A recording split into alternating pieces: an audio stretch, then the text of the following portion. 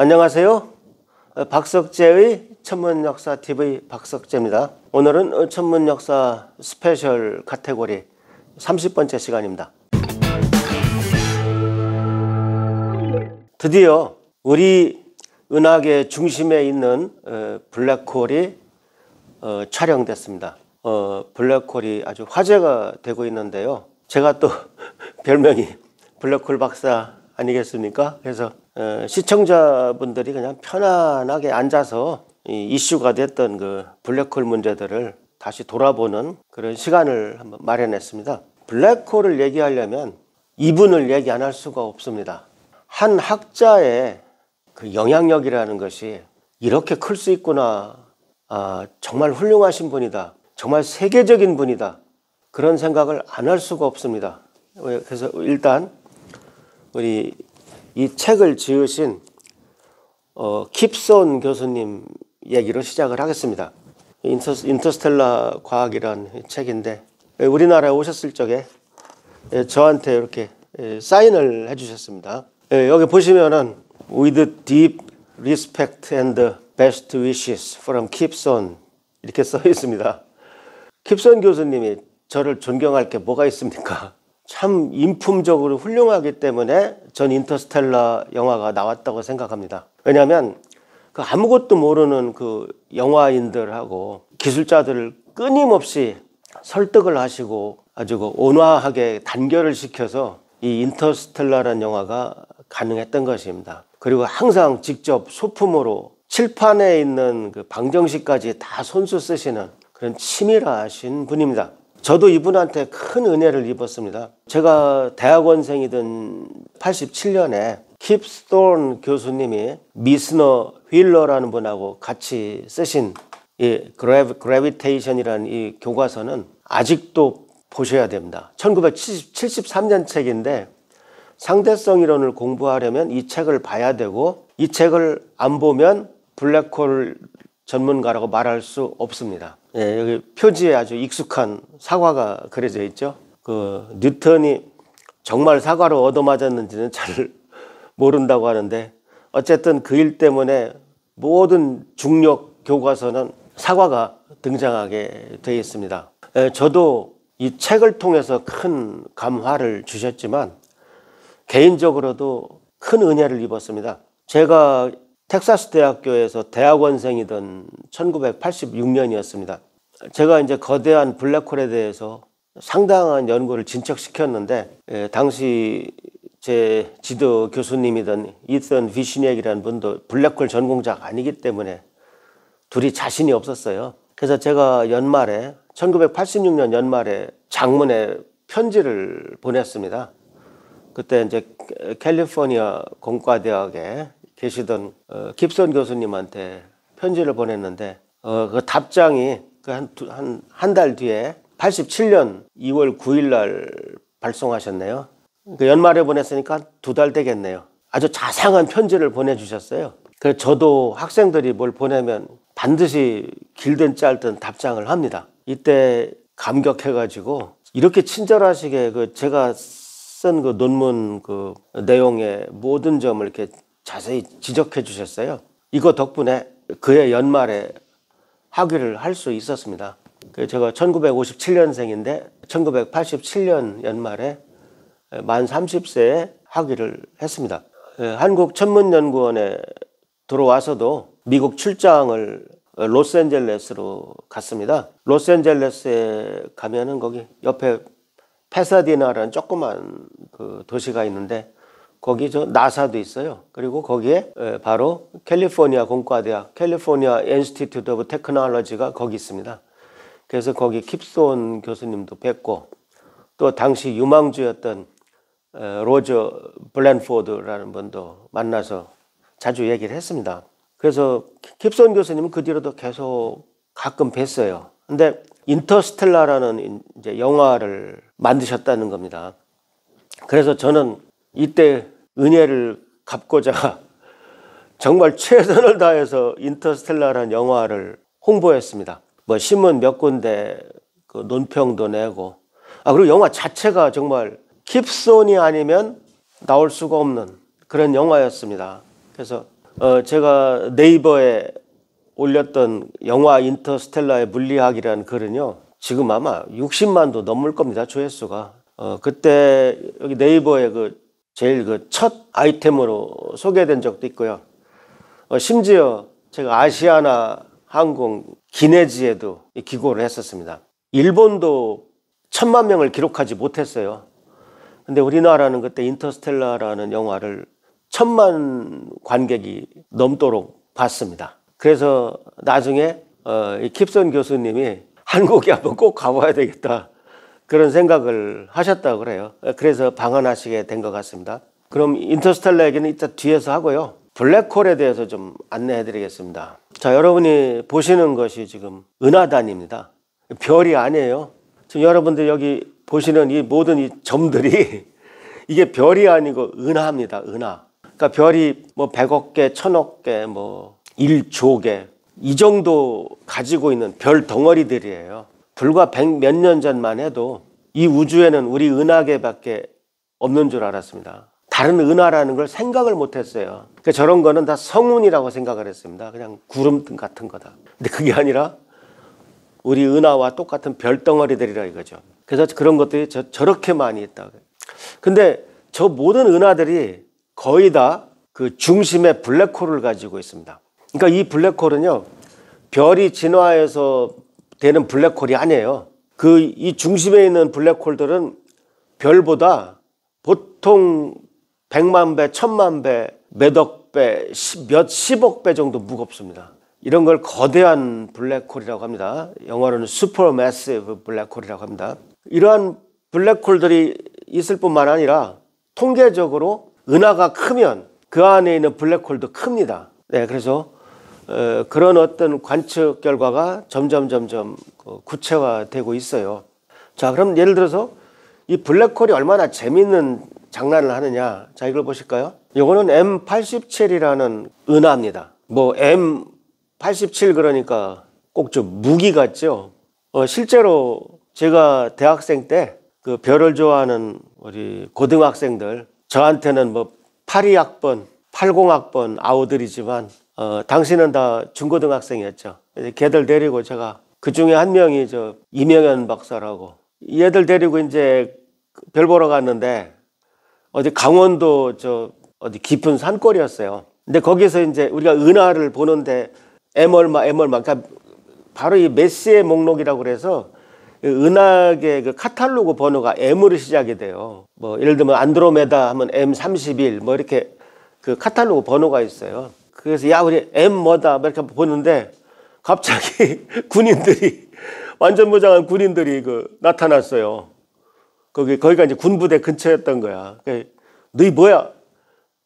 아, 우리 별 본다. 근데 왜 자꾸 M16, 뭐 M20 뭐 이런 얘기를 왜 해? 막 그래. 이제 그런 식으로 이제 일이 벌어졌던 거예요.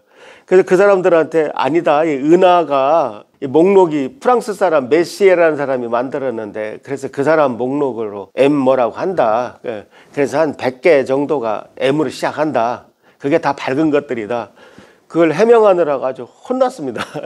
그런 추억이 있어요. 그래서 메시의 목록 87번째 처녀 자리에 있는 이 은하가 거대한 은하입니다. 뭐 우리 은하계하고는 비교가 안 돼요. 처녀 자리에 있고 5,500만 광년 떨어져 있습니다. 근데 보시면은 여기 은하가 이렇게 있으면 뭐가 나오죠, 은하에서. 이게 나오는데 우리 눈에 이 정도 보일 정도니까 이 안에서부터 나오는 것이 길이가 얼마나 되겠습니까? 우리가 보통 은하는 지름이 10만 광년 정도 되는데 이건 큰 거니까 거의 100만 광년 정도 된단 말입니다. 근데 제트는 더 길잖아요. 이 흐름이 쭉 나오는 것이 거의 몇백만 광년 되는 거죠. 이런 생각을 하게 되는 거죠. 야, 이 은하 안에는 어떤 도깨비가 있길래, 얼마나 거기서 강하게 펌프질을 하길래 이렇게 물질이 쫙 나오냐 이거죠. 거의 광속에 가깝게 나옵니다. 예. 그래서 이런 거를 관측하면서 이거를 그 당시 과학으로 설명을 못했어요. 야, 이거 뭐냐? 근데 미리 정답부터 얘기하면은 우리 해보다 훨씬 무거운 블랙홀들이 이 정도 파워를 낼 수 있습니다. 현재 이 M87 안에 있는 블랙홀은 우리 해보다 65억 배가 무거운, 그러니까 보통 별 70억 개만큼 무거운 블랙홀이 거기서 펌프질을 하고 있는 겁니다. 그럼 그 메커니즘이 어떻게 되냐? 예, 이렇게 됩니다. 너무 일찍 포기하지 마시고요. 그냥 잘 들어보세요. 제가 아주 편안하게 한국말로 하겠습니다. 예, 항상 블랙홀은 물질들을 빨아들이잖아요. 근데 물질들이 이렇게 구대층으로 들어가는 일은 거의 없어요. 블랙홀이 회전하거나 하기 때문에 반드시 옆에 원반을 형성합니다. 이렇게 블랙홀에 들어가는 그 유입되는 물질들이 유입 원반을 반드시 형성해요. 원반에 대해서 여러 용어를 쓰는데 유입 원반이란 말이 그 물리적 구조에 제일 어울립니다. 일본에서는 예를 들어서 부착 원반, 강착 원반 하는데 부착한다 그러면 명찰을 부착한다 이런 개념이 먼저 떠오르지 유입한다는 느낌이 안 들거든요. 근데 과학 용어는 최대한 그 기술하는 현상을 한눈에 알 수 있는 느낌을 줘야 됩니다. 그래서 저는 지금 한국 천문학에서는 유입 원반이란 말도 씁니다. 근데 저는 유입이라는 단어를 쓰겠습니다. 그 유입 원반이라고 하겠습니다. 그것이 이제 어크레이션 디스크죠. 그래서 이렇게 어크레이션 디스크가 형성되어 있으면 이 블랙홀이 가운데에서 이 제트를 강하게 뿜어내는데 그 과정에서 작용하는 것이 자기장입니다. 여러분들이 이제 가장 기초 물리학을 공부하다 보면 이 자기장이 이렇게 꽈배기처럼 이렇게 꽈져 있으면은 이 전기를 띤 입자가 가속됩니다.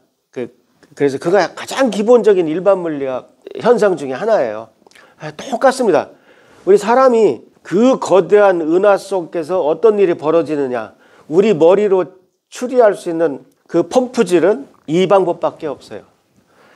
전자기하학적으로밖에 가능하지 않습니다. 이런 현상을 이렇게 설명하려고 이제 많은 천체 물리학자들이 달려들었는데 문제는 뭡니까? 물리를 몰라요. 천문학자들이. 특히 이제 관측한 분들은 상당히 이론이 약할 수밖에 없습니다. 예. 제가 이 킵손이라는 분을 어디서 처음 만났느냐? 논문으로 만났어요. 1982년 논문을 보고서 제가 정말 기절할 뻔했습니다. 저는 훈민정음 논문이라고 표현합니다. 킵손이라는 분이 이제 맥다널드하고 같이 썼는데요. 아주 이 부분이 너무 인상적이었어요. 왜 훈민정음이라고 했느냐? 제가 잠깐 해석해 드릴게요. Why has the theory of black hole and accretion disk electrodynamics developed so slowly? 왜 이렇게 그 블랙홀하고 어크레이션 디스크 전자기학이 이론이 발전이 안 되냐? 그 이유가 뭐냐? 이제 이게 좀 불만이셨던 거예요. 그 다음에 여기 이제 보시면 Many astrophysicists feel uncomfortable in curved space-time. 그러니까 많은 천체 물리학자들이 이 curved space-time, 즉 4차원 시공간 그 상대성 이론에 대해서 feel uncomfortable.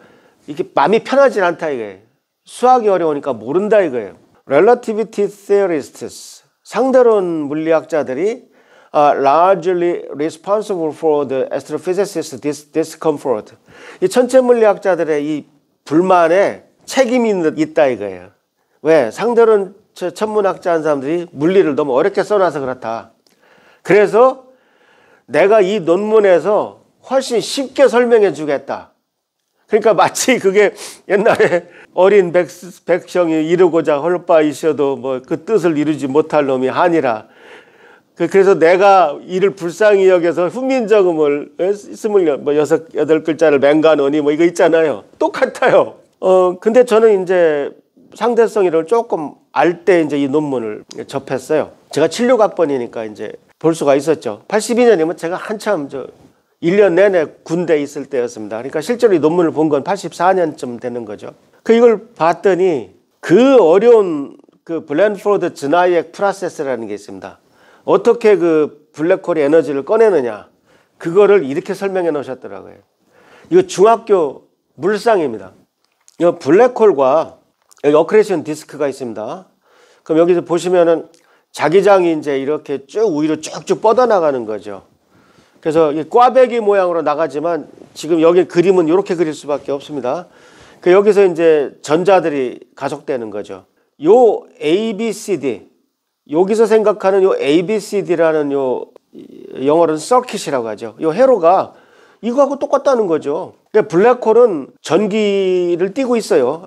또 회전하니까 자기장을 만듭니다. 근데 이 블랙홀에서 요 회로와 요 회로가 같다. 그래서 요쪽에서 이쪽에 불이 밝혀진다는 것은 블랙홀의 에너지가 이쪽 붉은 부분, 노란 부분은 전선 역할밖에 안 해요. 그래서 붉은 부분에 가서 거기에 이제 덤프된다. 거기에 에너지가 쏟아지게 된다. 이 에너지가 제트를 가속하는 거다. 그거를 제대로 설명한 논문입니다. 이 논문은 더더구나 1977년 논문입니다. 1977년에 제가 칼텍 가서 자주 뵀던 그 블랜포드라는 분하고 그 다음에 이제 즈나이엑이라는 그 폴란드 사람하고 두 분이 이미 블랙홀의 전기역학적인 논문을 완성했는데 아무도 이 논문을 이해하고 얘기를 안 해. 그러니까 82년에 킵손이 훈민정음 논문을 썼던 겁니다. 이 그림은 당시 별과 우주란 천문학 잡지가 있었는데 거기 우리 심재현 선생이 이제 그려준 그림입니다. 아마 우리나라에서 처음이자 마지막으로 열린 그 블랙홀 전기역학 학술대회가 이거였을 겁니다. 바로 이게 앞에 그림이죠. 제가 그 조직위원장을 해서 열린 학회입니다. 그리고 이 내용은 한국물리학회지에 그대로 지금 프로시딩으로 실려 있습니다. 생각지도 않게 킵슨 교수님이 한국에 들어오셨어요. 제가 다 모시고 다녔습니다. 관광도 시켜드리고. 그 당시에 이제 SBS에서 그 월드 컨벤션을 하는데 대체로 이제 거기 가장 영어로는 키노트 스피커라고 하는데 가장 주빈이 이제 제일 좋아하는 주빈이 미국 전직 대통령인 경우가 많아요. 근데 그 자리를 우리 과학자인 킵손 교수님이 오셨습니다. 킵손 교수를 모시자고 그 주장했던 그 SBS 젊은 PD들 아주 아이디어가 정말 좋았습니다. 그 컨벤션장에서 모시고 그때 제 학생으로 있던 이제 유근이하고 유근이 어머니하고 같이 사진도 찍고 했어요. 유근이가 지가 계산했던 그 방정식을 이제 보여드렸어요. 이게 지금 신라호텔 식당입니다. 이 자리에서 지금 이 방정식이 당시 유근이가 유도했던 방정식입니다. 이 방정식이 무슨 방정식이냐면 그 훈민정음 논문에 있던 그 킵손의 방정식을 시간에 따라 변하게 만든 겁니다. 원래 킵손의 방정식은 타임 인디펜던트 이퀘이션이고요. 유근이가 구한 거는 타임 디펜던트 이퀘이션이라고 합니다. 그러니까 물리학에서는 어떤 방정식이 있으면 그걸 시간에 따라 변하게 만드는 것도 굉장히 중요합니다. 물론 제가 많이 지도했지만 이 유근이 이 업적은 굉장히 컸던 겁니다. 그래서 그 자리에 앉자마자 이제 유근이가 선생님 방정식 시간에 따라 변하게 제가 만들었습니다 하고서 이 방정식을 딱 보여드리니까 다른 건 하나도 안 보고 그 방정식만 딱 보고 그 자리에서 이렇게 말씀하셨습니다. 내가 요새 방정식을 이렇게 수치적으로 푸는 일에 관심이 굉장히 많다. 뉴머리컬하게 푸는 일에 굉장히 관심이 많은데 너 이 방정식 내가 소개해 줄까? 이거 풀 사람? 첫 마디가 그거였어요. 킵손 교수님도 굉장히 반가워했습니다. 근데 이때 느낌이 킵손 교수님이 맨날 그 방정식만 쓰기가 이제 질리니까 컴퓨터로 뭔가를 풀어서 그림으로 보여주고 싶어하는 생각을 하고 계시구나 그런 생각이 들었어요. 옆에 계신 캐롤리 소원이 이제 사모님인데 사모님도 박사시고요. 아주 명랑하셨습니다. 이 자리에서 우리 킵손 교수님 책이 전화번호부만 한데 제가 그 책을 이해하고 싶어서 여름에 베고 잤다. 책이 커서 참 베고 자기 좋더라. 그렇게 말씀드렸더니 깔깔 웃으시면서 자기 댁에서는 문 열어놓을 때 그 받침으로 쓴대요. 책이 커서 너무 좋대요. 그래서 한참 웃었습니다. 그 위대한 그 남편 책을 갖다가 또 스탑으로 쓴다는 겁니다. 그 문 열어놓으려고 밑에 놓는 책 있잖아요. 한참 웃었던 기억이 납니다. 곧 몇 년 뒤에 그 킵손 교수께서 이 엄청난 그 블랙홀 방정식을 컴퓨터로 풀게 됩니다. 그러니까 블랙홀을 계산하면 이렇게 어떻게 되는데 이게 진짜 우리가 보면 어떻게 될까? 그게 굉장히 궁금했던 거예요. 끔찍한 방정식들입니다. 예, 그래서 이게 논문 제목이 뭐냐면 이거 논문이에요. 예, Gravitational Lensing by Spinning Black Holes in Astrophysics and the Movie Interstellar, 인터스텔라 영화. 그리고 천체 물리학에서 나오는 회전하는 블랙홀의 중력 렌즈 제목의 논문이고요. 여기 이 양반들이 아마 킵스온 교수님께서 내가 소개시켜 줄까 하던 분들인 것 같아요. 제임스, 턴절만, 프랭클린, 앤 톤 제일 뒤에 계시고 CNQ가 Classical and Quantum Gravity 그 저널 이름입니다. 32권 6번 2015년 논문입니다. 그런데 이 내용이 이 책에 아주 쉽게 잘 써 있어요. 그래서 저는 그리고 블랜포드 즈나이액 프로세스도 이 책에 잘 나옵니다. 그래서 제가 이 책에 나오는 내용을 한마디로 설명해 드리면 이분들이 계산한 게 이겁니다. 이 블랙홀은요 빛이 이렇게 직접 오는 건 거의 없어요. 다 빨아들이니까. 그러니까 블랙홀의 중앙은 거물 수밖에 없습니다. 오히려 뒤에서 오는 빛들이 그러니까 이게 블랙홀이 있으면 자 여기 그림 보시죠. 이게 카메라입니다. 책 그림 중에 하나예요. 이 카메라가 있으면 이렇게 뒤에서 오는 빛들이 오히려 가장 블랙홀 그 겉모습에 기여를 하게 됩니다. 이렇게 뒤에서 오는 빛들이요. 근데 여기 보시면은 이것이 이제 유입 원반입니다. 빨간색이 가운데 있고 파란색이 바깥에 있잖아요. 얘를 갖다가 이 블랙홀에 씌워놓고 이 각도에서 보면 이렇게 보인다는 겁니다. 이게 아까 그 어려운 방정식 두 개를 컴퓨터로 푼 결과입니다. 잘 보시면 파란색이 요 위에도 있고 요 밑에도 있죠. 그건 왜 그러냐면 요 유입 원반의 요 부분이 하나는 위로 오고 하나는 밑으로 오니까 근데 우리가 딱 적도에서 보는 게 아니라 약간 북반구 쪽에서 내려다보면 요렇게 보인다는 거죠. 즉 빨간 부분이 안에 있으면 요 빨간 부분이 안에 여기 한 줄이 있고 요 밑에도 한 줄이 있죠. 그래서 그 엄청나게 어려운 방정식을 훌륭한 컴퓨터로 슈퍼컴퓨터로 돌려서 얻은 그림이 바로 인터스텔라의 이 그림입니다. 이것이 이제 인터스텔라라는 영화에서 바로 이 그림이 소개되고 나서 이제 그 M87 안에 있는 블랙홀, 그 안에 있는 블랙홀을 찍었더니 요렇게 거의 비슷하더라 이거죠. 그렇지 않습니까? 근데 이것은 유입물질 원반을 찍은 건 아니에요. 훨씬 더 바깥입니다. 그러니까 유입 원반이 있으면 그 유입 원반을 찍은 게 아니라 아직은 우리 그 해상도가 거기까지 올라가지는 못해요. 그러니까 그 바깥에 엔빌롭이라고 하는 부분입니다. 그 부분을 찍었고 그 아까 그러니까 그 제트를 내던 그 무시무시한 블랙홀의 가운데를 파고 들어가서 그 찍었더니 어쨌든 이런 모습이 나오더라. 그 다음에 그거에 조금 더 자세한 그 버전이 2년 뒤에 또 나오게 됩니다. 그래서 2년 뒤 버전을 보면 이렇게 그 무늬까지 이렇게 어떤 결이 보이죠? 예, 그것까지 관찰이 됐습니다.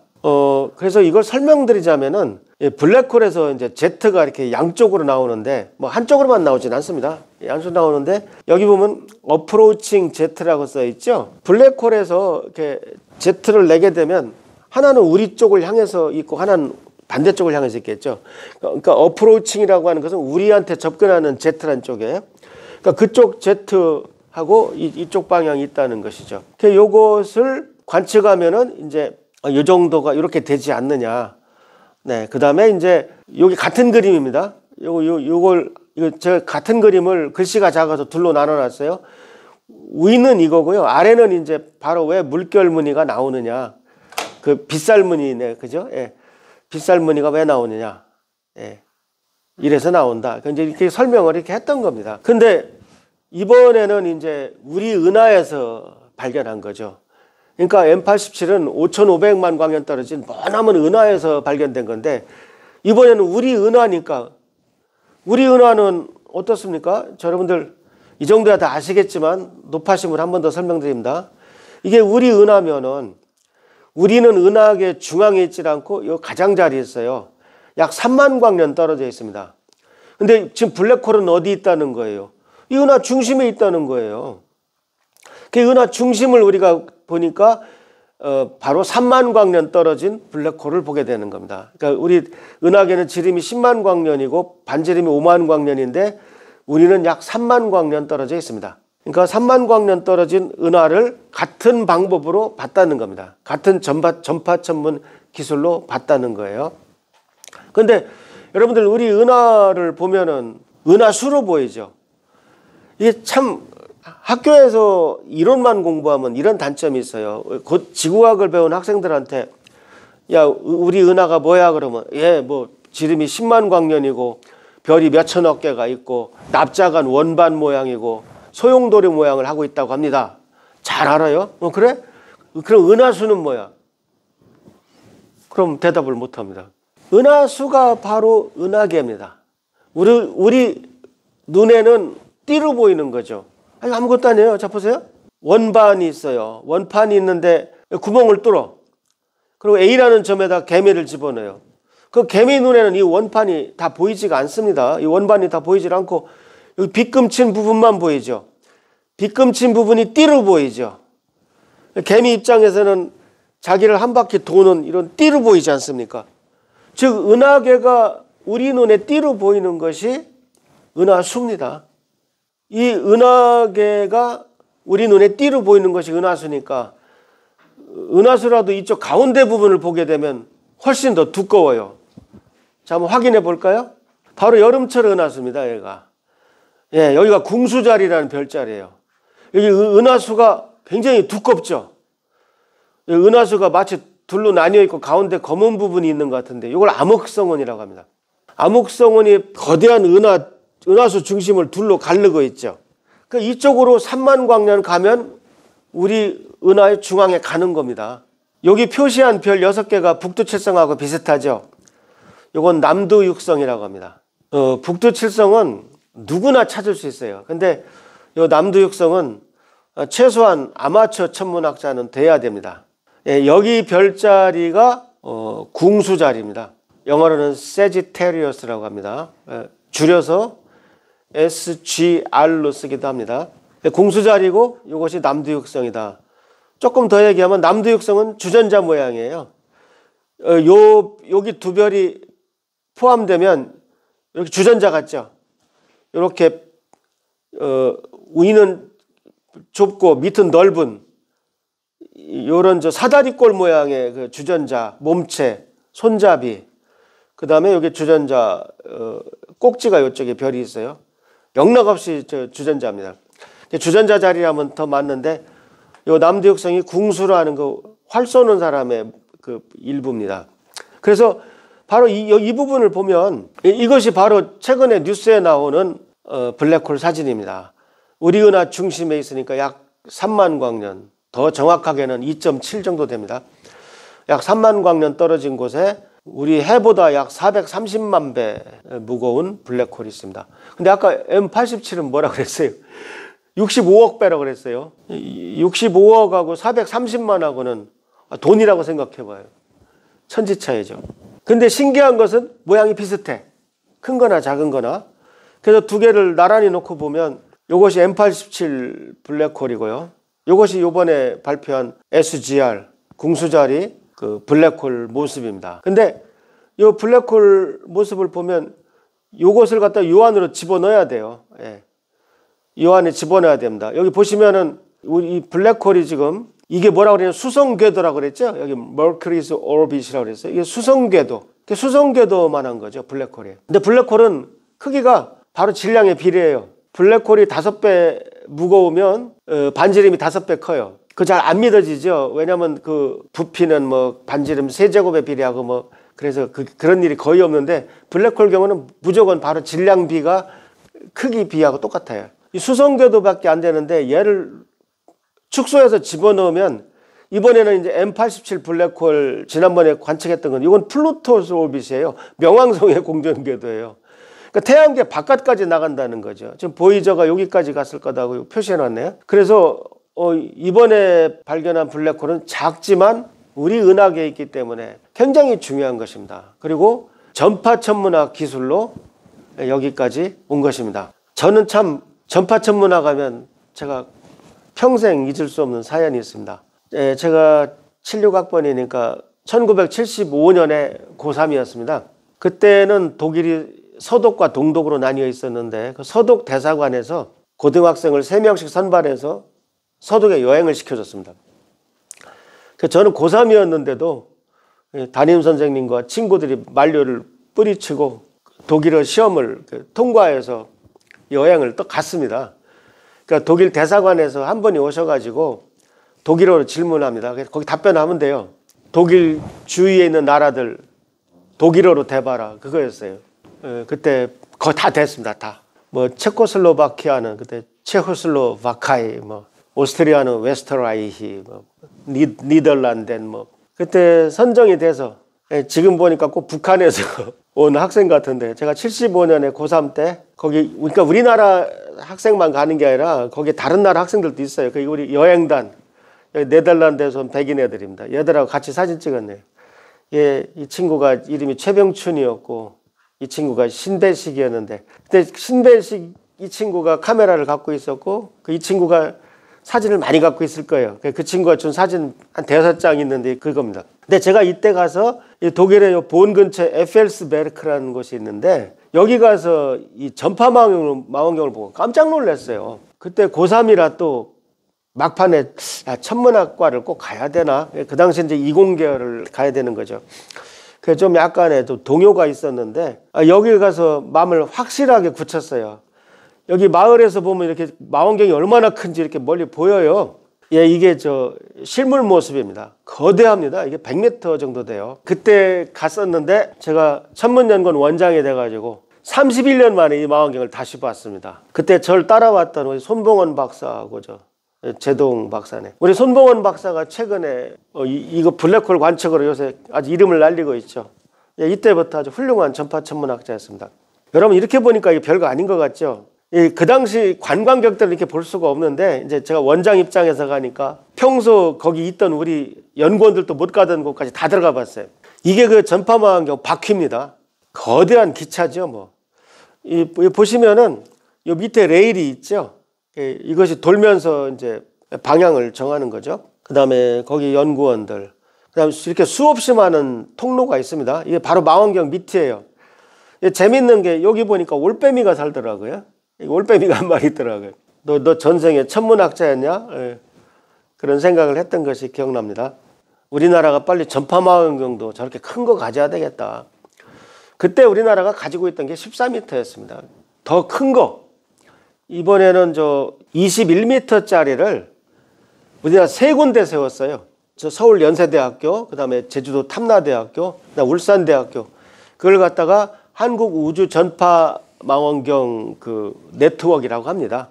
그걸 KVN이라고 합니다. 코리아 VLBI 네트워크라고 하는데 그걸 2008년 제가 원장 때 준공했습니다. 제가 준공한 거니까 더 자세한 얘기는 안 할게요. 여기 제일 기여하신 분이 이분입니다. 제 바로 앞에 원장을 하신 우리 조세영 선배님께서 이쪽에 아주 소신을 가지고 전파망원경망 구축에 많이 노력을 하셨어요. 그래서 저는 뭐 테이프만 끊는 겁니다. 그래서 이 21m 망원경이 요건 울산 거네요.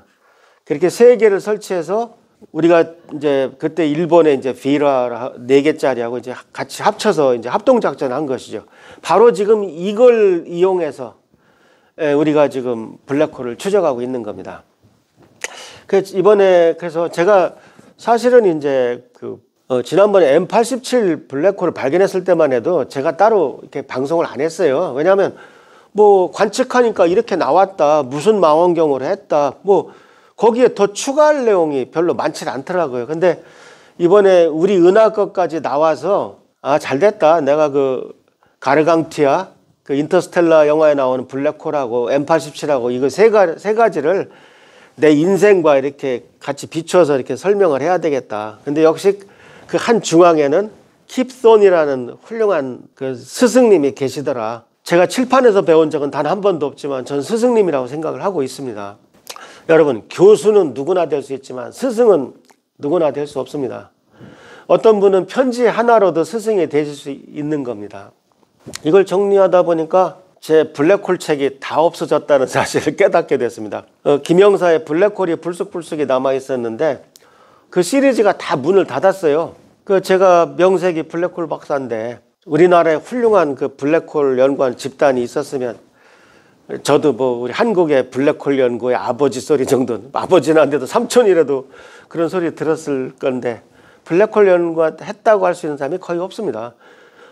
블랙홀을 연구했다는 말은 그래비테이션 책을 공부하고 이벤트 허라이즌에서 방정식을 풀어야 블랙홀을 전공했다고 할 수 있는 거지, 관측한 거 가지고 전공했다고 말할 수는 없습니다.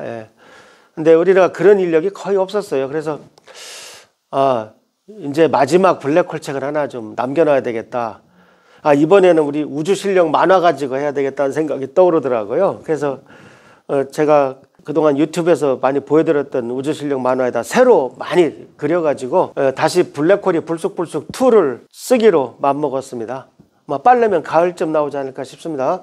여기 가운데 우주실령이 있고 은하실령이 있고 제일 막내가 지구실령이죠. 그래서 제가 이미 채널에서 여러 번 보여드렸던 이 만화를 가지고 블랙홀이 불쑥불쑥 2를 써야 되겠다, 그렇게 생각을 하고 있습니다. 이렇게 뭐 밴드도 하고요.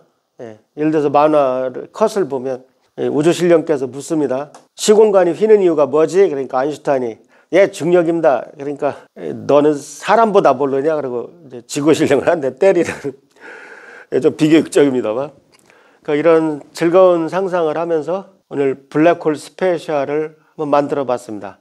여러분 많은 구독 부탁드립니다.